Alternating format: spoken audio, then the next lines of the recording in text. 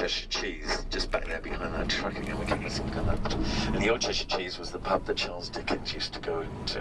And that's the one that he mentions in The Tale of Two Cities. Now, at the bottom of this road, running from left to right, there's a lot of traffic, but underneath the road runs a river. And we're going straight across this road and up the hill, and the river is called the River Fleet. That's where the name of this road comes from. And the River Fleet in Roman times was the boundary of the city, of their city. So once we climb this road, across this road here, we shall be into some of the oldest parts of London. And we're going to climb up the small hill on the other side, and the hill, Ludgate Hill, is the reason why the Romans chose this as a site for building their encampment on. What better place to build an encampment than on a hill next to a river? You need the river because it's well drained, you need the river for fish, water and transport, and you need the hill because it's well drained and it's always easier to defend a hill from attack. So, where we're going next is where people have been living and working for 2,000 years. I love the names of the roads. This one on the left is called Limeburner Lane. Next one on the right, Pageant Masters Court. But if you look to the left, can you see that black dome building just over there to the left with a golden statue on it? It's the Old Bailey. And the Old Bailey is where the criminals are put on trial, murderers, etc. And it's built on the site of Newgate Prison that was mentioned in a lot of the books by Charles Dickens. Anyway, at the top of Ludgate Hill is what's known as the masterpiece of this famous architect of the 1600s, Sir Christopher Wren. It's St Paul's Cathedral. And you may recognise St Paul's Cathedral from your childhood days when you watched the movie Mary Poppins, you know, feed the birds, tuppence a bag. Well, this is where the lady was supposed to be selling the bird seed.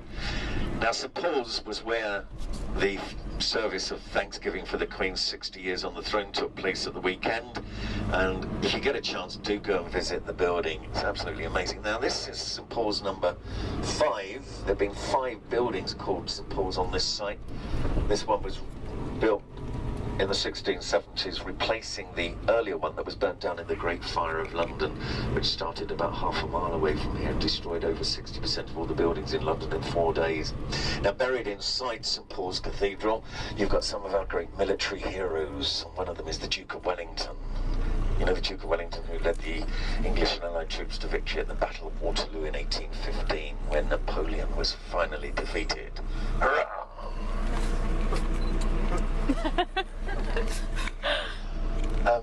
Have you not been told about this? Just while you're over here in this country, you are honorary Brits.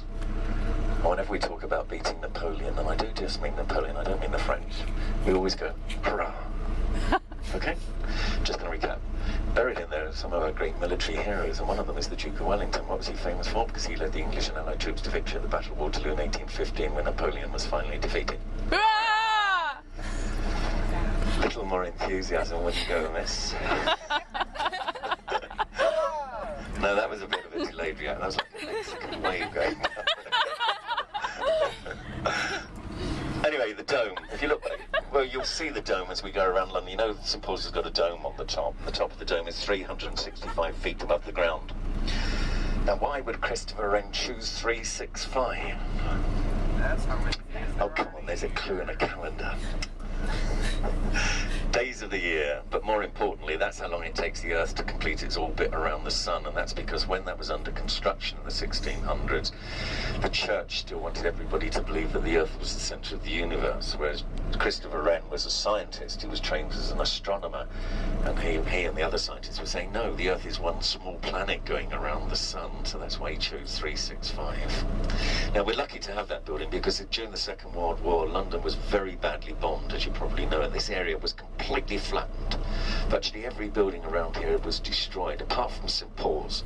And that's because St Paul's was very much the iconic building of London. It's London's cathedral, and Winston Churchill, who was the Prime Minister for most of the Second World War, he realised the value of the building for the morale of the people. So he said, at all costs, St Paul's had to be saved. So he called for volunteers. Volunteers went up onto the roof, and when the bombs were dropping, the volunteers' job was to push the bombs off. Over 60 bombs fell on the roof, and it was saved, bless you, because my of volunteers. Now, around here, the Old City. We're in the Old City. It's where everybody used to live. And if you look at this road crossing here, it's called Bread Street. It's where the bakeries used to be. And we're going to the left here. And over on the right, no, over on the right, you've got Garlic Hill. That's where the garlic used to be stored. The Romans couldn't march without their garlic. And you've got Fish Street, Milk Street, where the dairies were, Wood Street, where the wood was sold. And there's even a Love Lane, but I'll leave that to your imagination as to what went on in Love Lane. Now, it's hard to imagine, but it was densely populated 500 years. This was London. This is where everybody lived. But if you look around now, you realise it's all banks and financial buildings. This is one of the two financial centres of London. I'll show you the new one later. London, as a financial centre, is pretty big. You've all exchanged, if you exchange dollars for pounds, you add up all the money exchanged in the money markets around the world on a daily basis. It comes to billions and billions of yen, dollars, euros, pounds. 40% of the world's money every day is exchanged here in London. That's, if you add up the amount in New York and add it to Tokyo, it only comes to 27%, so it's a huge industry. Now we're going around to the left here, but the city where we are, the City of London, is run by the Lord Mayor of London, and he's just the mayor of the city where we are. And the Guildhall, which is like the town hall, or the city hall, is just up this next road on the left, and it dates back to the 1400s. It's a big white building at the end of this road here. I love it when there's a really awful 1960s office building just in front over there a few months ago, and it's gone. But every time they demolish something, they have to call in the archaeologists to do a dig to make sure that there's something really important down below. Anyway, there's the Guildhall at the end where the flags are. And when we... Now we're just going to see in a moment the Mansion House, where you can see the back of it in front. It's the white stone building in front, which dates back to the 1770s. And it's the Mansion House, which is the official residence of the Lord Mayor of London. Now, every borough of London has a mayor. So there are 33 mayors. And now, since 1998, we have a mayor of all London. So mayors are so common in London, you're constantly bumping into mayors wherever you go. But the Lord Mayor of London is more of it's not like a regular mayor's job. It's the job of the Lord Mayor of London is to go around the world acting as an ambassador, selling the financial services of the City of London. Now, where you're staying, are most of you staying at Nido in Spitalfields? Most of you are. Well, that's, if you were to go further along here, we're about half a mile from where you're staying.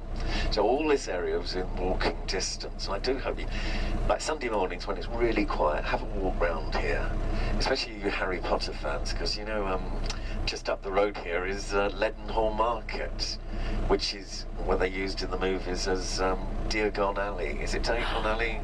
That's where they filmed that as well. So lots of Harry Potter connections. So, the Mansion House, this is where the Queen went for a reception after the service on Tuesday. That's the building there on the right. And we're going to turn right following that white van in front of. Now, straight ahead is the Royal Exchange, the Bank of England, and it's the Governor of the Bank of England that sets the interest rates, a bit like your head of the Federal Reserve. That's just over there to the left. You've got the Royal Exchange ahead, and straight ahead is the Lloyd's of London building. It's the modern-looking building with all the stainless steel and the blue cranes. It looks as though it's under construction. That's straight ahead there. Now, it's next to that, the Lloyd's building, is Leadenhall Market, if you wanted to go there. And as I say, you're staying just about half a mile beyond that. Now, banking has been around in the City of London for hundreds of years because bankers came from Lombardy in the 1300s, Lombardy in Italy, and they were allowed to start trading just here on the left, and it's called Lombard Street. And you can see a lot of pictorial signs down there. It's carrying on the tradition because when banking started, virtually most of the population were illiterate, so they relied on visual imagery for the signs. Now the city where we are, if you look as we go down this road here, King William Street, you notice how narrow the little streets are, the side streets. That's because it's very much built on the medieval street plan. Prior to the Great Fire of London, virtually all the buildings around here, there wouldn't have been many stone buildings. They were mainly timber frame buildings with the straw roofs and things like that. And don't forget, in those days you heated, and with open fires, you cooked on open fires, you lit the buildings with lanterns and candles, so there was always a constant danger of fire. Well, the Great Fire of London started down the road in Pudding Lane in a baker's shop. And, as I say, within 4 days, 65% of all the buildings in the old city had been destroyed. Well, after the fire, the king of the time, King Charles II, he called in his architect, Sir Christopher Wren, that I mentioned already, and they drew up plans for a new city with big, broad streets, open spaces. Well, the people said, well, that's just too complicated, because who's going to compensate me for my land where my house was? It's just too... So the king said, okay, just rebuild using the original medieval street plan, but all new buildings consequently have to be built of stone or brick to lessen the danger of fire. And so that's why we have so many of these little medieval streets around here. It's over London Bridge. Now, I don't want you to get too excited, because London Bridge today is a modern bridge that was built in the late 1960s, and it replaced a bridge, though, that was dismantled and rebuilt over Lake Havasu in Arizona. So you, in the United States, and I'm presuming you all come from the United States, anyway, you in the United States have got a London Bridge. But the really interesting London Bridge was the one before the one that you've got, because that was built in the 1120s, and it lasted for 700 years. And that old London Bridge had on it shops and houses and a church. And at one end, there was a drawbridge, and they used to raise the drawbridge at night to put the city under a curfew. And above the drawbridge were spikes. And why waste a good spike if you've got one? Because what did they put on the spikes on London Bridge? Heads of traitors. If you had your head chopped off at the Tower of London, they used to dip it in oil to preserve it, and then put it on a spike on London Bridge.